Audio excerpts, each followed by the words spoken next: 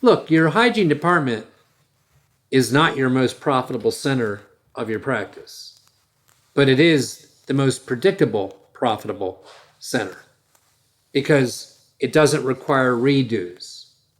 There's no shade that could be off.